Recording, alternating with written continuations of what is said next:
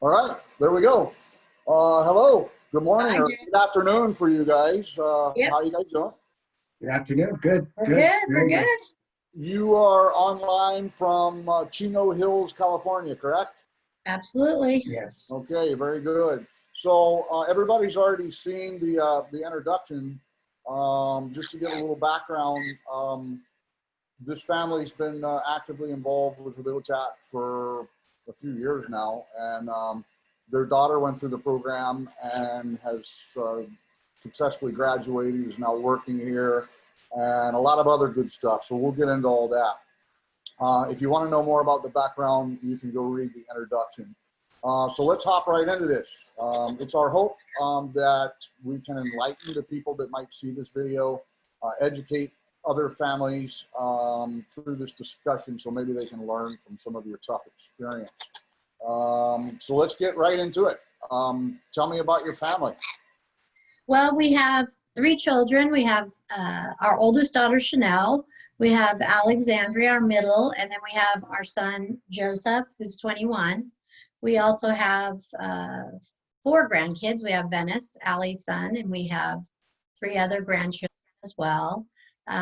Everybody's, except Ellie's, is based in Southern California. Grandparents are in Texas, other family in Texas, but Chris's family is all based here as well in Southern California.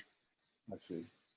Okay, and so tell me a little bit about Allie as a child. I've heard some of the stories or whatever, but was she like difficult early on? Was she different than the other kids in the family? And if so, how so? You want to expand on that a little bit? She was very stubborn. Very stubborn. So give me some examples of how she was stubborn as a child. She didn't. She didn't like to take direction. Mm, She wanted Okay. to do things her own way. her way. Okay. Very All right. independent. Her way. So She was, obvious. Oh, go ahead. she was really strong-willed. I think she had, and with that comes good things and bad things. And when she did focus on one thing, she gave it her everything. So it was good in some ways, but then it could be bad in others. Right. And she was a competitive gymnast, right? She was. She actually, anytime we put her in any type of activity, she really excelled. Mhm. She started out as a dancer, and then they ended up wanting her on the team, and then from there it was just now gymnastics, and then once we got her in gymnastics, she just excelled, and that was a perfect example of having her strong will, because it was such dedication. It was so hard to do what she did. I see. Okay. So having worked with her, obviously your daughter is a very intelligent young lady. And having met you, she obviously comes from a hardworking, all-American family. What do you think went wrong?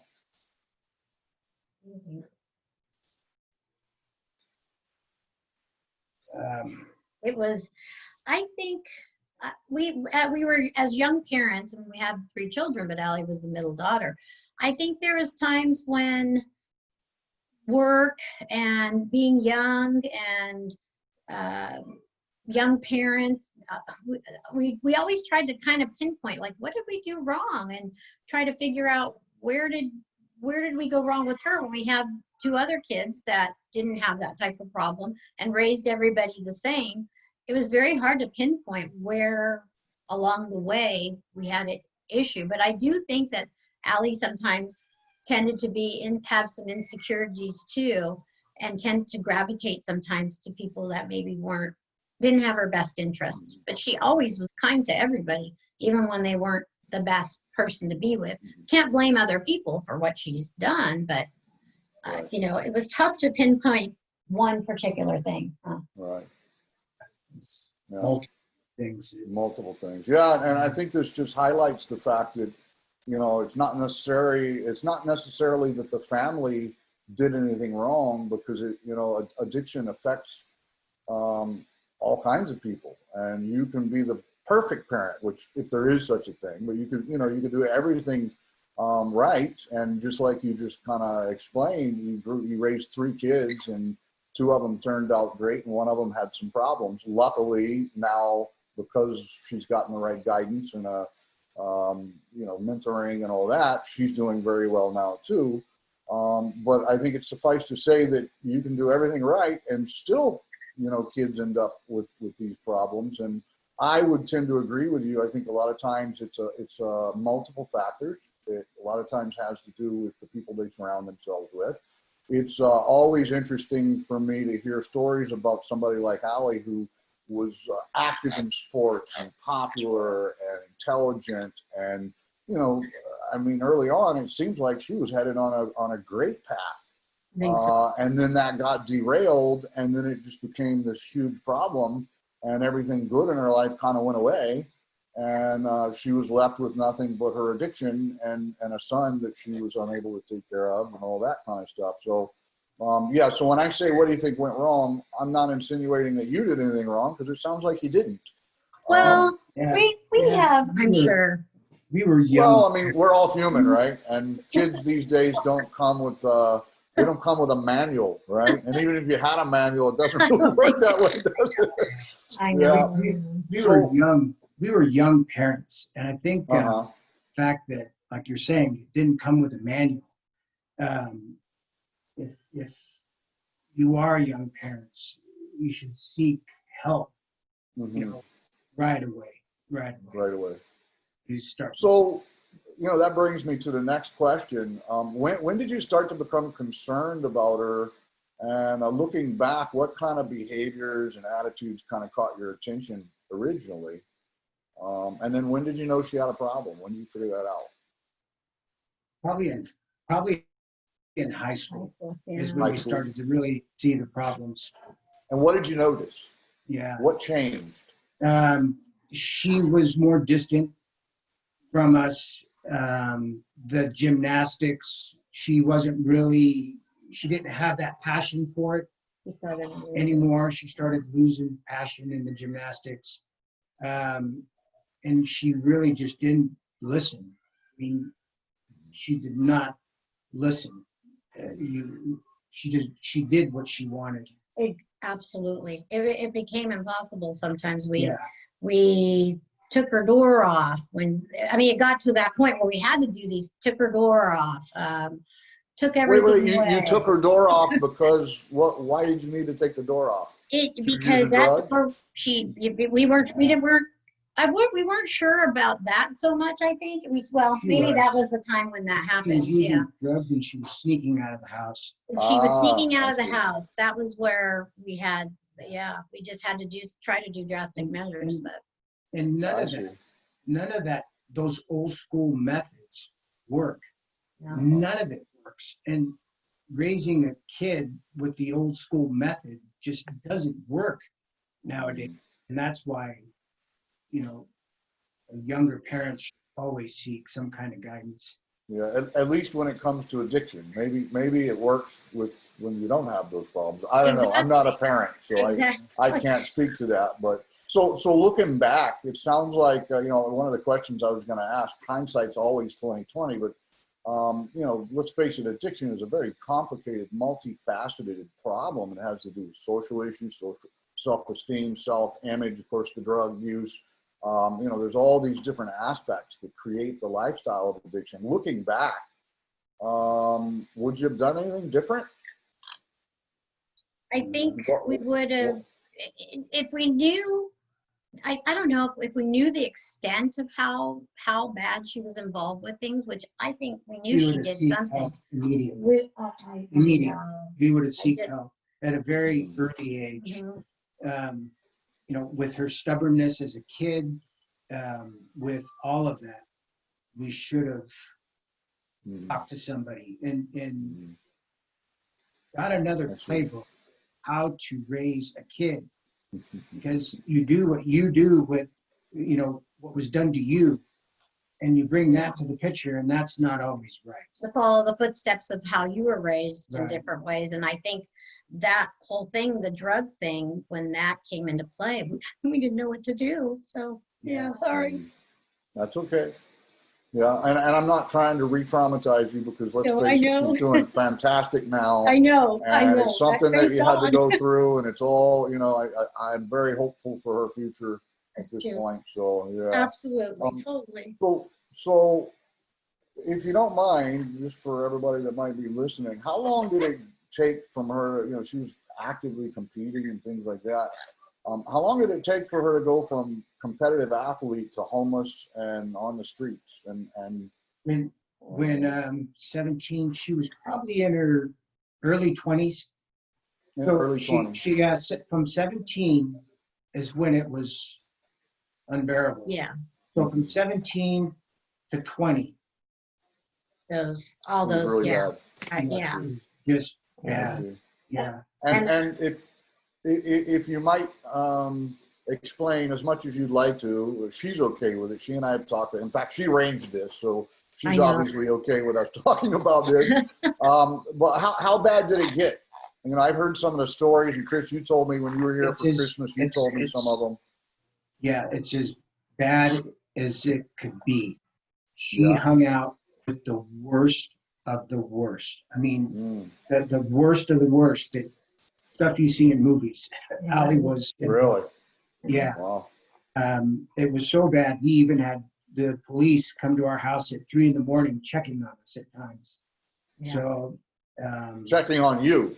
Yeah. Checking on us. On us. We wouldn't know why. I think Allie called one time, go make sure my parents are okay. I mean, it was bad. It was bad. Wow. Wow. Okay. Yeah.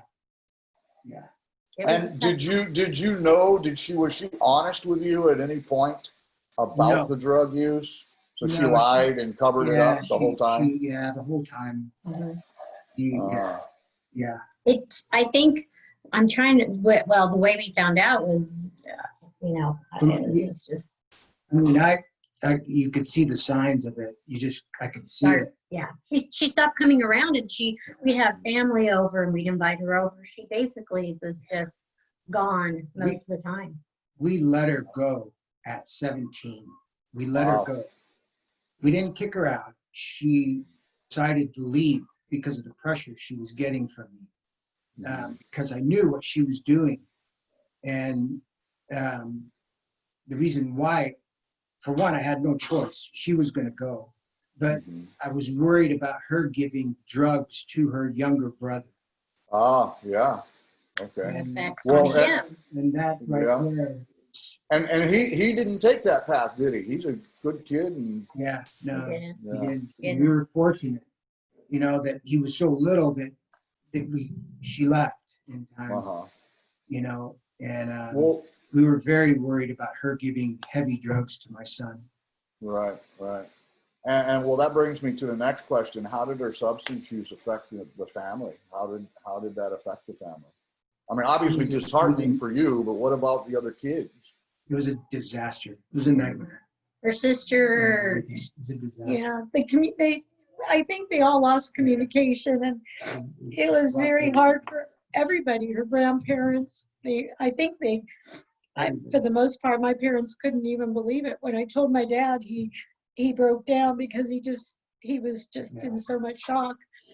And we really didn't reach out to certain family members, and we kept a lot of things to ourselves, to be honest, because at the time that's how we handled it, just kind of amongst ourselves.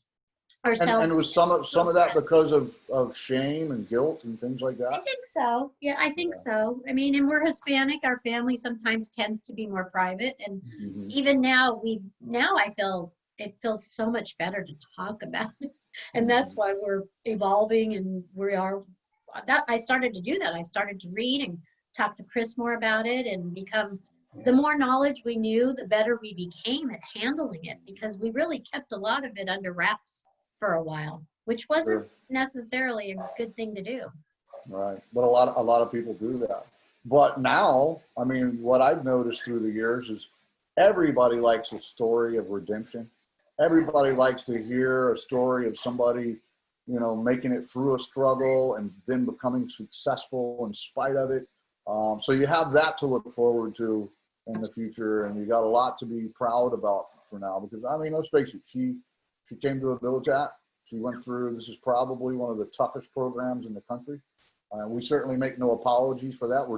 We're dealing with a tough crowd, as you well know. Definitely, yes. But those that stick it out and let us guide them and shape them and put them on a new direction, they go on and do all kinds of wonderful things. And I think, you know, I wholeheartedly think she got it. She got what she came here for. And, you know, we took her from that hard-headed knucklehead, doesn't want to listen to, you know, somebody that takes pretty good directions, and she's making good decisions now. And she utilizes the people around her and the wisdom of those around her. And so I think you got a lot to be proud about now. I know it's tough talking about this stuff. So how long did it lasted from 17 until, how old was she when she got here? 20? I think she was 20. 26? Yeah. I mean, that's a Something like long that. period of time. Yeah. And Yeah. I mean, it was just years of consistently trying Phone to calls and have hope all the time, you know. putting hope. in- Did she ever get arrested? Yes. Did you guys Yeah. bail her out? No. yeah. That was one Tough thing that love. it was that, and that was very difficult because I mean, it was so surreal even going through all of that with her. Like, we just couldn't, I can't, it was, that was very difficult times. Yeah, it's like a nightmare. For sure. It was a nightmare, a complete nightmare. So Chris, you and I got to talk quite a bit when you were here for Christmas. I know from talking to you that you love your daughter very dearly. I also know from talking with her that most of the time she was here, you didn't talk to her a whole lot. I saw firsthand how powerful that lesson was for her. You made her earn back your respect, basically. Can you tell me what made you decide to do that, and did it cause conflicts between you two? Because, I mean, in my opinion, from Habilitat philosophy, that was exactly what you should have done. And I think the level, so her having to earn that respect back, earn that relationship back, has made that relationship more important to her probably than ever before. So can you tell me how you came to the conclusion that that's what you were going to do, or how did that work? Yeah. As you know, Allie went through a lot of programs. And when she was in all of these programs, her attitude didn't change. Her attitude stayed the same when she was in these programs. So I thought, well, she's going to another program. And Allie's famous words to me were, "I'm trying, Dad. I'm trying, Dad. I'm trying, Dad." And the first year when I talked to her, I noticed I didn't hear that from her.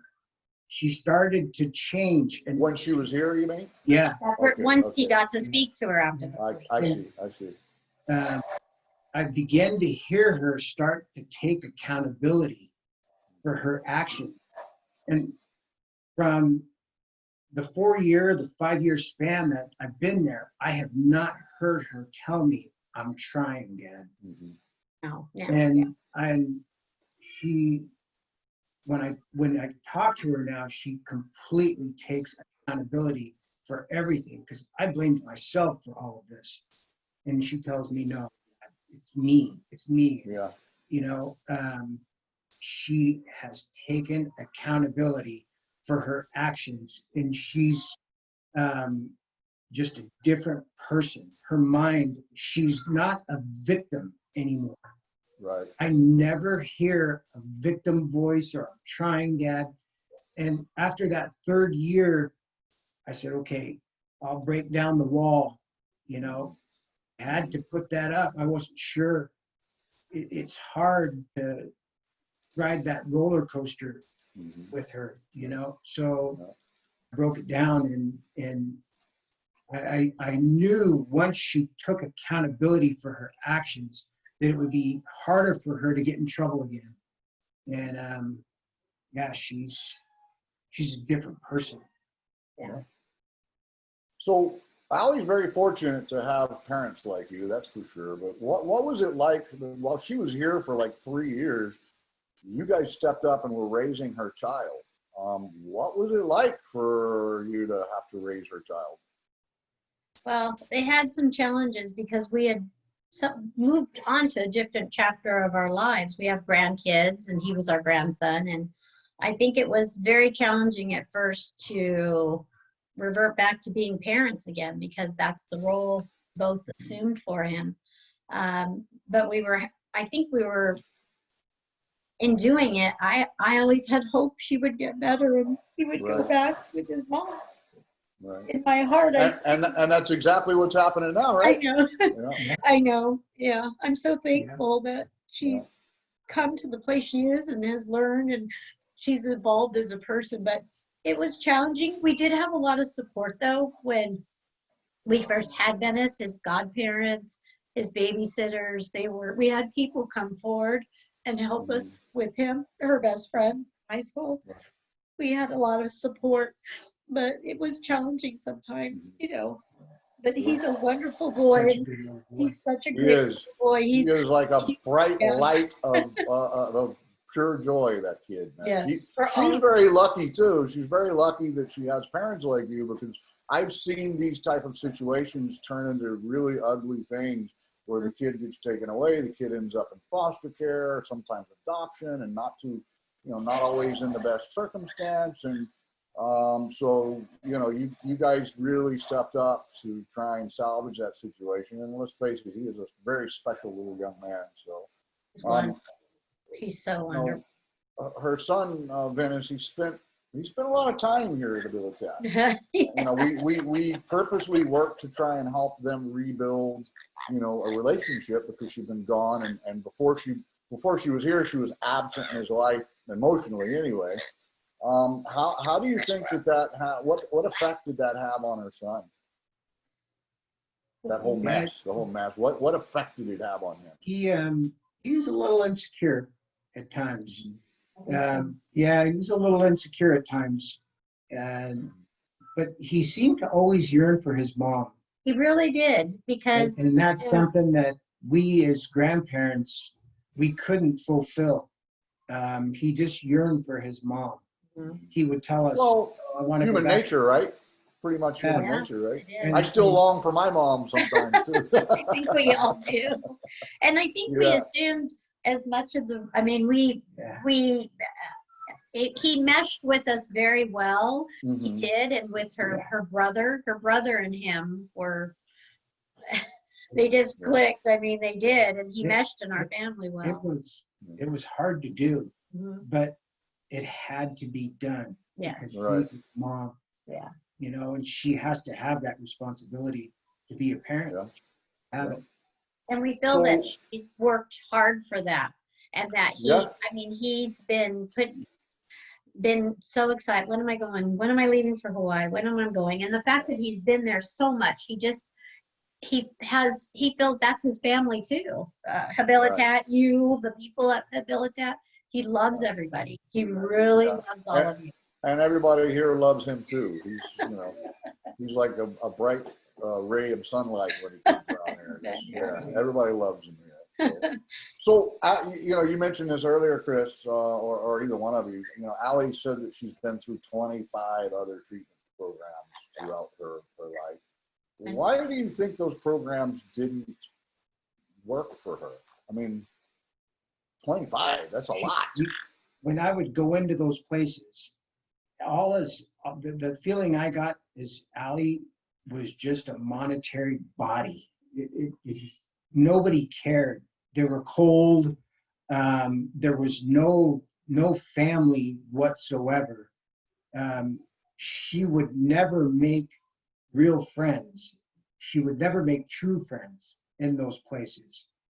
It was it was almost like a prison setting in some of them, just very cold. It just wasn't, they weren't very nice places. And then she would go to some that were high dollar places, and those places were the same thing. Just about money. I don't feel like it was a healing of her mind and her body and her soul. I don't feel like she was getting that type of healing, which I think she needed tremendously. Yeah. She needed to learn about herself. She needed the accountability portion of it. Yeah. It was a revolving door of sober living, and the problem was just never treated. Right. I truly. Well, and I think that's such a common thing these days. so many of the treatment options are basically geared towards abstinence from substances. And really, our philosophy is that the substances are just a symptom, right? It's the substance use isn't the problem. So attaining abstinence is just like the very first tiny step, right? It's the, like you just mentioned, it's the healing of the whole person, mind, body, spirit, learning accountability, improving self-esteem, changing the self-image, surrounding yourself with the right kind of friends, being accountable, all these things. And, you know, the reality is you can't address all that stuff and make changes with all that stuff in a 30-day program. I mean, it's just, you know, the time just isn't enough to do that. I mean, for God's sake, here, you're not even allowed to go to the bathroom by yourself for the first 30 days, you know? You have somebody with you all the time. I mean, and I get it, because I think one of the programs she went to, I think part of the issue too was, and that was one of the ones she stayed in, this one was a little longer. It was getting near the time for her to get out, and she's like, where is she going? Because she couldn't come back here still. She had nowhere to go. It's like, here's your suitcase, and in a week you better figure out where you're going, what you're doing, if you have a job, and then how does someone, and basically they open the door that day and they put you out with your suitcase, and out you go. Yes. Yeah. Whereas the opposite is true here. We won't let them leave. They have to have a job. They have to have a safe place to stay. I know. We won't let them leave until they're ready. And sometimes that's not very popular either. But, you know, it's the right thing to do. So having said all that, when you guys came here to visit and saw that this was obviously very different than what she'd been in before, could you highlight some of the differences that you noticed in the program? We'll get to the part about her, but what did you notice about the program that was very different than the other episodes of treatment? The very first time I walked into Habilitat, I got a good feeling, and it felt like a family. Mm-hmm. That there was genuine concern for Allie's well-being, and that you guys cared. And I had never felt that anywhere. When I walked into that place, it just felt like a big family. Right. Yeah. And it was amazing when I was there. I think I had a sense of peace when I went, and I feel that everybody was so welcoming, and it was ran so precise, and Allie had so much pride to show me her room and the place, and here's what we do. You know, we work out and we have to go to the gym, and here's what we do. Here's the kitchen, and so much pride of where she was and the people there, and introducing me to all the different staff and what they did and who was at the desk, and then wanting me to see, I mean, you can explain what a dishpan is, but there was someone on a dishpan and why they were doing that, and those type. I think it was just great. That was the first year I went, you know, and every year it just gets better. Yeah. Well, you mentioned that. You said that every year you came to visit, you saw progress. Could you tell me more about what you noticed? What was specifically different? If you can remember, what was different? What did you notice when you came each time that was changing? I think with Allie in general, though, I felt like her a working knowledge of how your Habilitat runs. I got to learn something the first year I went, and I heard about the dishpan. The second year I went, I was watching the group gather near the cafeteria, and I think people were called out on some of the things that they hadn't done right and what they needed to do to improve. And I learned, I don't know what that gathering was called. And then another year, you do a primal scream, I think it is, and I mean, there's just so many neat healing things. And Chris just got to see, I think you got to see where you were talking about, it was New Year's, some of the things and how staff were moving up based upon some of the things they had done and their accomplishments, and maybe what somebody needed to tweak a little bit, but it was all positive feedback for them on what they needed to do to get to the next level. And someone was being moved to this area because they had done well in certain situations. But I really liked how people were called on the carpet for or, whether it's good or bad, and for the most part, it's positive all the time. But everybody was accountable. You can't get your feelings hurt. You got to move on. Right. Yeah. And got to build emotional toughness as well. So That's resilience is a big theme over here, being resilient. So Chris, you touched on this a little bit, but you didn't come visit her until after she graduated, right? Is that correct? Yeah. So after you didn't see her, you talked to her a few times, but you didn't see her for like 3 years. What was different when you came to see? I was there when you arrived, and well, actually, I think you guys had seen her previously. But anyway, I was there when you came to Habilitat. What did you notice it was different about her? There just was no victim mode. No victim. looked healthy No too. victim. She was strong. Yeah, she Much didn't look so good when she first got here, did she? She was emaciated and she looked sickly. Yeah. Yeah, she looked great. She looked great. She was healthy. She wasn't complaining. She just was a different person. It was a transformation of her. But yeah, she looked wonderful. She looked like the old Allie. Yeah. Did she look you in the eyes? Yeah. Yeah. Yeah, very good. And that's what impressed me. Yeah. Okay. Yeah. So you guys were here at Christmas, or was it New Year's, or both? It was New Year's. It was New Year's. New We Year's, have your okay. fireworks and your New Right. Year's. So you were here for New Year's. You got to. Didn't you guys get to eat the meal with us and all that? We did. Yeah. So you got you got the inside scoop or whatever. So what was your impression of the holiday thing at Habilitat? Yeah, it was. People were genuinely happy. I mean, it was very good food. The chef prepared very, very good food. What was on the menu? Lobster and steak. Steak and Pokey lobster. Yeah, steak and lobster. lobster. It was And wonderful. it just was a great event. It was a good time, Yeah. One of the things that we think is important is to demonstrate and teach people how to have healthy, positive family holidays. There's so many things that happen during holidays that can take people on a left-hand turn to somewhere they don't want to go.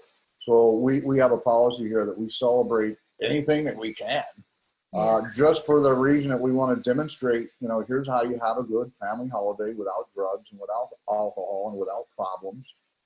So that's a very important thing for us. And let's face it, it's tough for people to be away from their families on the holidays or whatever. So we do everything we can do to make it a very special time of the year for every holiday. In fact, 4th of July is coming up in a few days, and we're going to do something special for that as well. But every holiday we want to celebrate and teach people how to have a healthy celebration, so that hopefully one day they'll take that back and join their own families and take some of those traditions and some of those activities back with them, and create fun family memories. So that's kind of what that's about.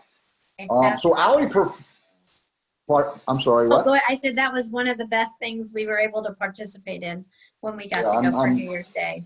I'm really glad that you guys got to experience that. And Chris and I got to go smoke a cigar together and talk story for about an hour. And that was a good thing, man. It was a very good thing. Yeah. So Allie performed really well. When she first got here, she had a lot of problems, which, that's what we do. We deal with the problems. But towards the end of the program, she really started to show, she performed exceptionally well towards the end of the program.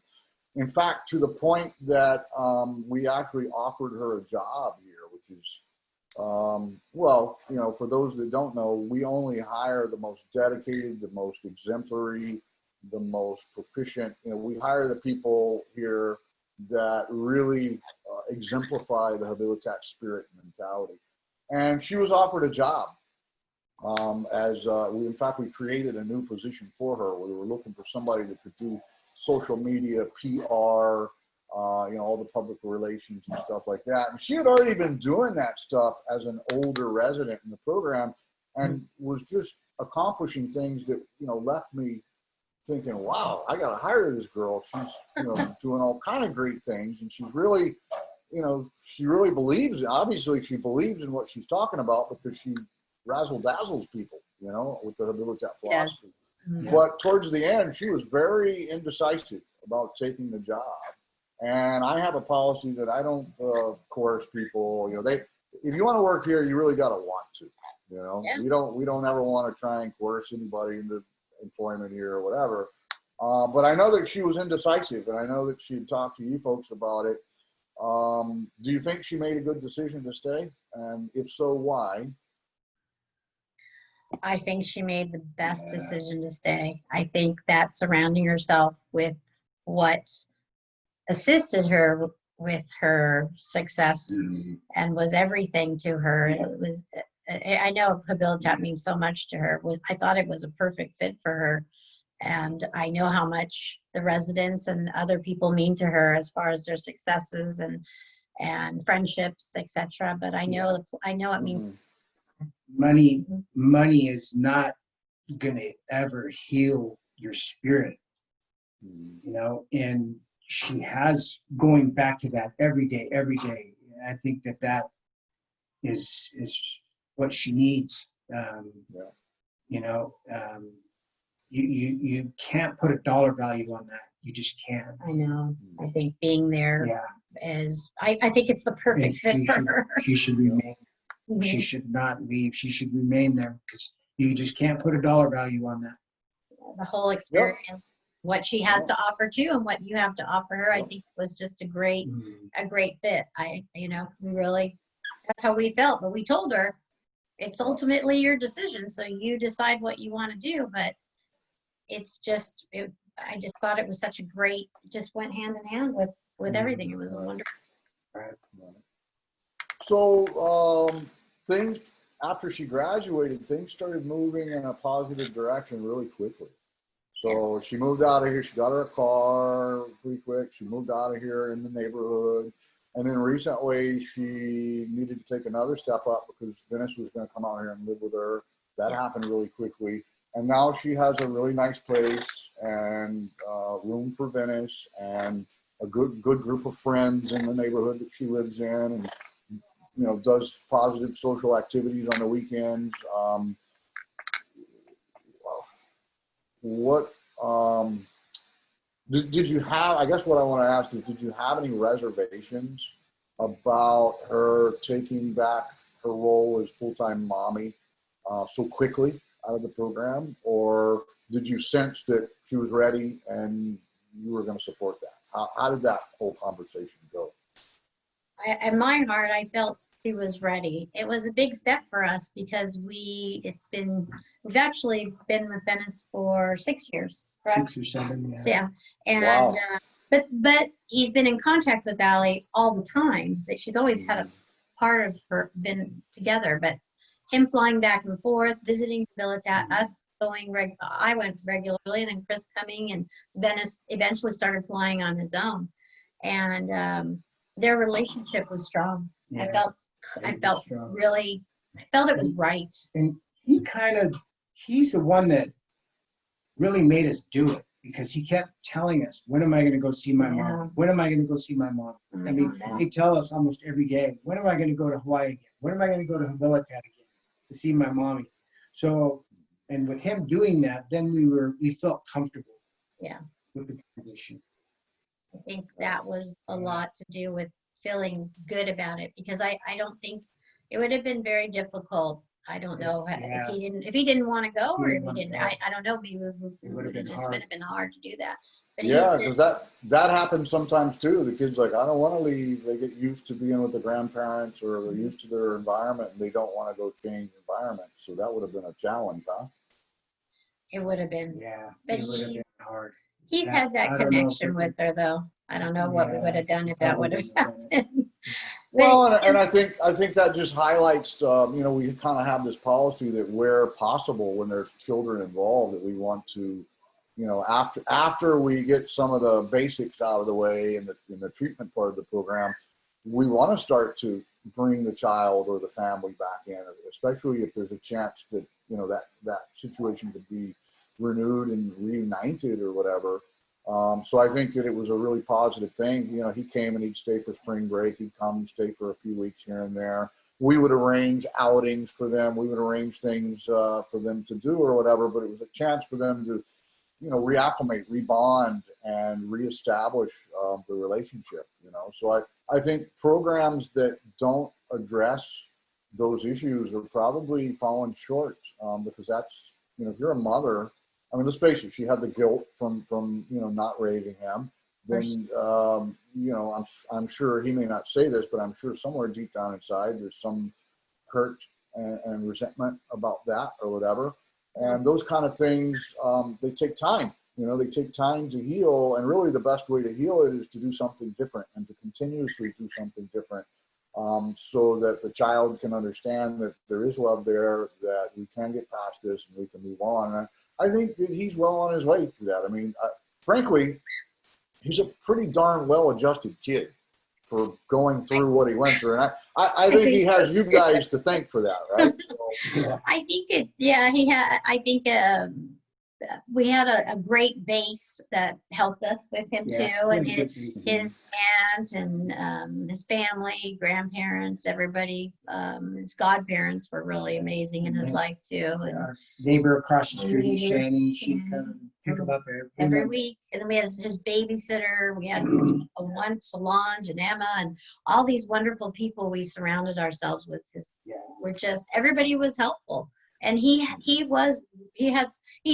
an overabundance of love. Everybody, you know, you meet him and you gotta love him. He's with that. But still, Jeff, he would say, when am I going to go see my mom? When am I going to go see my mom? With all that, you know, he had the Xbox, the flat screen TV. I mean, you name it. He still wanted, I mean, he still wanted his mom. Yeah. You know.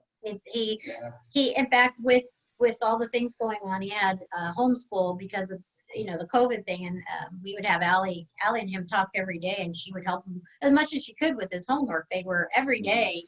It was every day, and then sometimes he was calling her more. I know he was starting to say, you know, I'm at work, I can't talk sometimes, but he wanted to talk to her so much more, and they were just bonding, and we knew as it was getting closer, he was getting more excited about everything. So some things just are meant to be, and I'm so thankful that it's come to where it is now. I mean, it really is. Do you see some of her stubbornness in him? We see all of her stuff. I did too. He does not like being told no. I noticed that, but you know, but he's such a beautiful little young man, and so happy and so excited and about life, and you know. But I did notice that the few times that I had to tell him, no, you can't do that. Boy, he doesn't like hearing that. Yeah, he does not like to hear that. He kind of ran the neighborhood here with all the kids, and did he? Oh yeah. He had a motorcycle, and he'd go get his motorcycle and zip up and down the street. Mind you, he's 7, but he could ride his motorcycle, and he did things that a lot of kids kind of. All the girls. Yeah. Well, I'm sure. Yeah. He'd be on his motorcycle and down the street. Yeah. He ran the neighborhood. Very nice. So you've already, some of these other questions you've actually already covered them. So I did want to mention this because in your intro bio that you sent us, you said that Habilitat was the reason for her success. And I do want to say that I don't necessarily agree with that. And I say that because she did the work. We provided the discipline. We provided the teaching. We provided some pressure. And we provided an environment that was safe for her to introspect and safe for her to, you know, work on some of the things that needed to be worked on. The question, I think you've already answered this though, but from your perspective, what is it about Habilitat that seems to provide people like Allie with a healthy environment to learn and grow? And I think you pretty much already answered that, but let's just go over it again. what is it about Habitat that you think creates that nurturing environment? I mean, It's family. it's family. Family, Yeah. community. Yeah. That's the community. Yeah. I feel like those dish pans, none of that stuff really mattered to her, because she knew she was going back to family, you know, and that like that camaraderie that she has there. It's like a gang, but a good gang Mhm. of people. Yeah, yeah, You know? exactly. And Yeah. that's what a lot of these young men and women are seeking, that. And it's Yeah. just a good gang of people they can all relate to. It's family. And I think you give them a purpose, because everybody needs a purpose. You have to have a purpose. And I don't think she felt she had a purpose before, other than Venice. Venice was always, I know he was always on her mind, but I felt she had a purpose. She had a purpose to get up, to do the work, to help with the facility, to be mindful of others and respectful of others. I know she had to learn how to be respectful of everybody else, and it wasn't all about her, because before it was always, what can you do for me today? Instead it was, what can I do for you today? I feel like that's most of the residents. They help each other. And I mean, both of us felt, I without Habitat, I don't know. I mean, she had been to so many places, and I would maybe say one or two along the way, probably, but nothing like this. I mean, and we felt it was a miracle that she landed there. And I mean, thank God her dad met her and talked to her, and she was on a plane within a few days out heading out. Chris, why don't you tell that story, if you don't mind? tell 'Cause you actually, you were worried for her life or whatever, and you went out on the street and found her. Tell us that story, Chris. Yeah, I was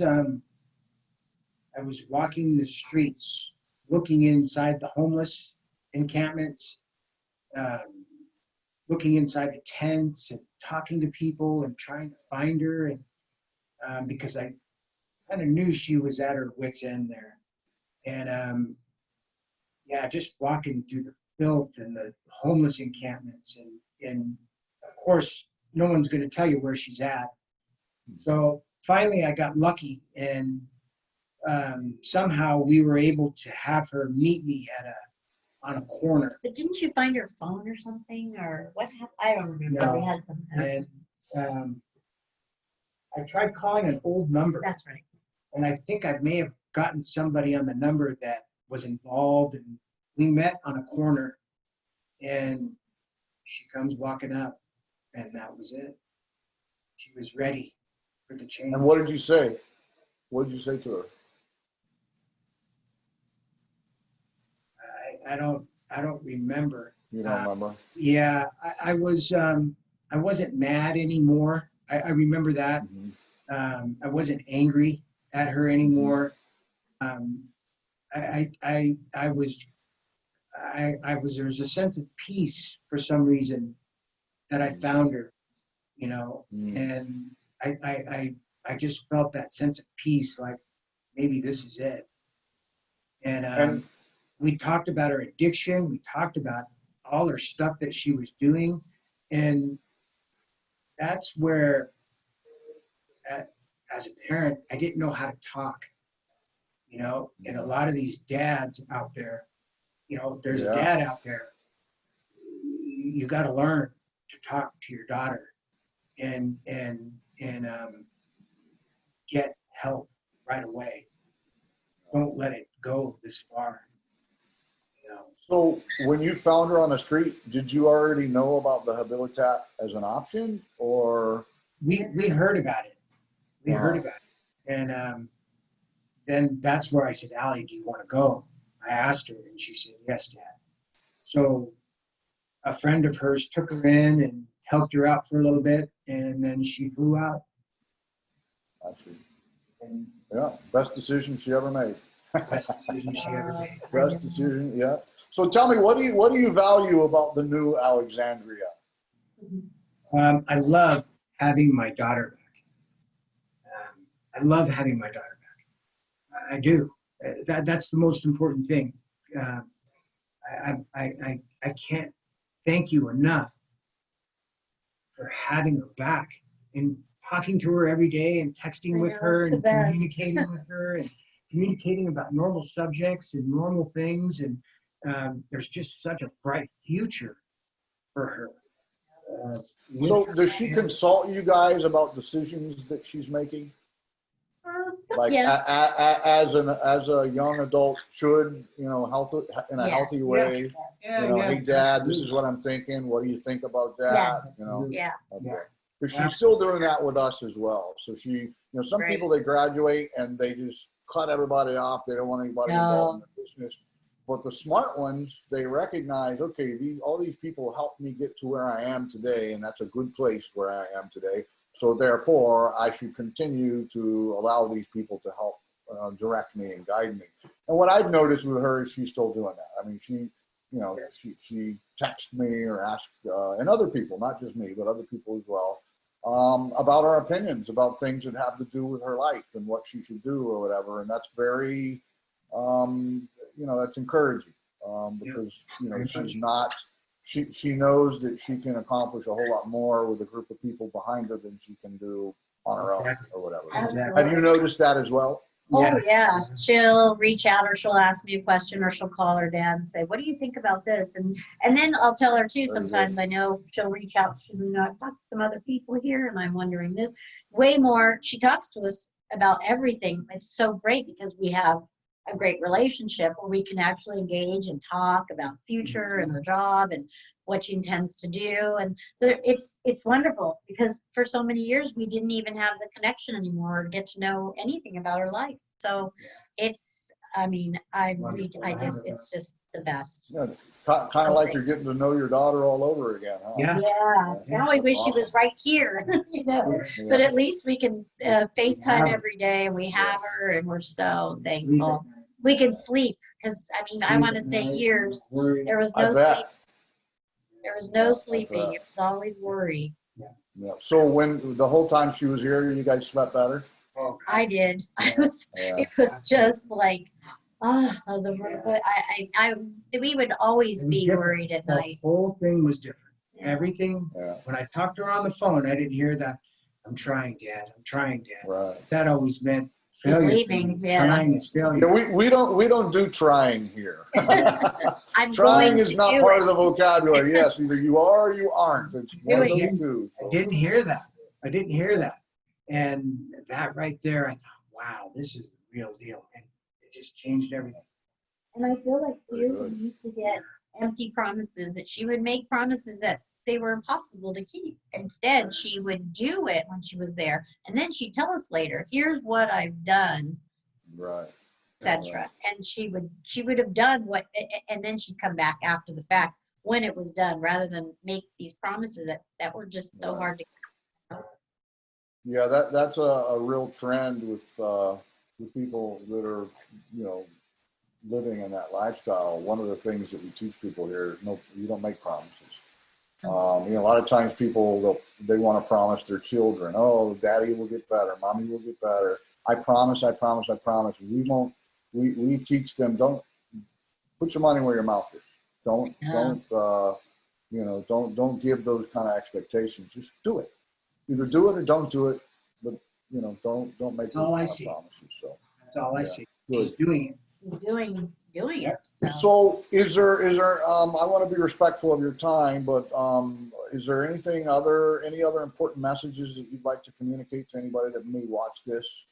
What is your advice to families that are dealing with these issues right now? What can you tell them? What advice do you have? The minute, if you're a dad and if you're young, the minute you start to see or have problems, seek help immediately. Don't do things on your own. Don't do things as your parents did to you. Seek help. And raising a child is a group effort. You can't do things on your own. You can't, and you can't be embarrassed or ashamed of it. You really do have to the more open we became over time, the more knowledge we received. And that was, at first, that was the one thing, you know, we were a little private about things, and we still would look into things. But at this point, I would say, tap into all your resources, whatever you can do to seek help, do it right away. Because it can get to the point where it's almost the point of no return, and it's everybody just closes up. The family completely closes up, and the communication stops completely, and that's where it's bad. So last question, what does the future hold for your family? Good things. Amazing things. Now that we have Valley, amazing. She was telling me you guys are thinking about retiring out here. Is that true? Well, I'm ready to go now, but we're talking to her about it, and all of our family. I mean, everybody enjoys it. We've been going there. Gosh, we've been visiting so much. So we're kicking it around. We still have a while to go, but we're kicking it around. We love it there. We love it there. Well, next time you're on the island, look me up. Let's go have lunch. And, until then, I really appreciate you being willing to talk openly about all this, because I really feel like Allie and I got together trying to figure out who can we interview, and this was her idea. And we thought, you know, you guys got a really good story that turned out, you know, perfectly as far as I'm concerned. So I appreciate you being willing to share and be open about that. I really think that, you know, what you said here today might just help somebody else get through some tough times. So I sure hope so. Thank you for that. And you. You know, if you guys need anything, you know how to reach me anytime. I will keep doing what we're doing with Allie, and hopefully we'll build a better tomorrow for everybody. So thank you. Absolutely. Thank you, Jeff, for everything. Thank you so much. You guys take care. Aloha. Okay, you too. Aloha. Bye. Bye-bye.